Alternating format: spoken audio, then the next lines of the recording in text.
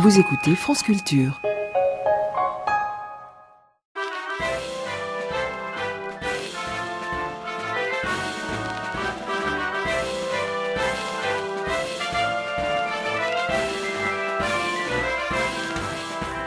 Ça ne t'aura pas échappé, Simone, nous approchons de Noël. Ou alors c'est Noël qui s'approche de nous, tout dépend du point de vue. Ce qui est sûr, c'est que Noël, c'est bientôt. Je te propose donc que nous parlions de Noël toute la semaine. Qu'en dis-tu? J'ai le choix? Non. Voilà. Nous nous entretiendrons des illuminations de Noël, de la dinde au marron, des cadeaux de Noël et du Père Noël. Mais c'est par la conchiliculture que nous allons commencer. En réalité, c'est l'ostréiculture qui m'intéresse. Je n'ai pas l'intention d'évoquer la mythiliculture, mais je ne voulais pas perdre l'occasion de rappeler que l'élevage des coquillages s'appelle la conchiliculture et non pas la conchiliculture. Ça, c'est fait. Or donc, c'est de l'ostréiculture, l'élevage des huîtres, qu'il va être question. Des huîtres, on peut en manger toute l'année, et je ne me gêne pas quant à moi pour le faire.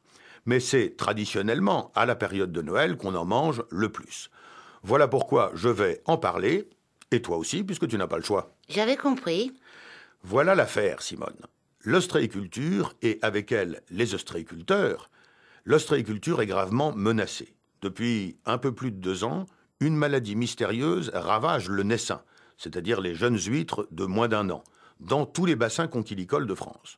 Je dis bien ravage et non pas décime, parce que c'est pas 10% de la production que la mystérieuse maladie tue, comme dans toute décimation qui se respecte, mais bien davantage, de 40 à 90%, selon les régions et mes informations.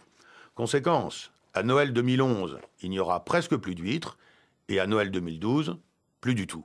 Que fait la police? Oh, la police, rien, comme d'habitude.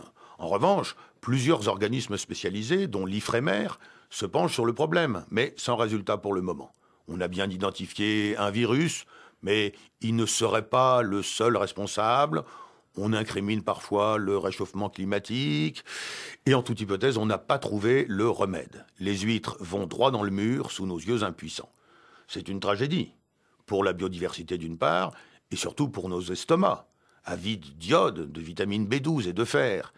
J'ai un ami qui produit une huître exceptionnelle, la Belle d'Oléron. La dernière fois qu'il m'a parlé de la catastrophe, Simone, il avait les larmes aux yeux. Il y a 1 siècle et demi, la vigne européenne a succombé au phylloxéra. L'huître européenne risque de connaître un sort comparable. Qu'est-ce qu'on peut faire? Ah, tu l'aimes bien, hein, cette question-là. Qu'est-ce qu'on peut faire? Que veux-tu que je te dise? Moi, je vois 3 axes de lutte. Premièrement, donner la parole aux huîtres. Mais je crains que ce ne soit pas suffisant. Deuxièmement, défiler dans la rue, au cri de « Sauvons les huîtres ».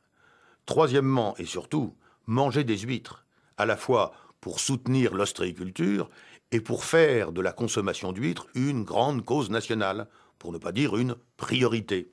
C'est pas une bourriche d'huîtres que tu caches là, sous ton manteau? Si, oh, c'était au cas où. Mais qu'est-ce que t'attends pour les ouvrir? Mais j'attends pas. Voilà.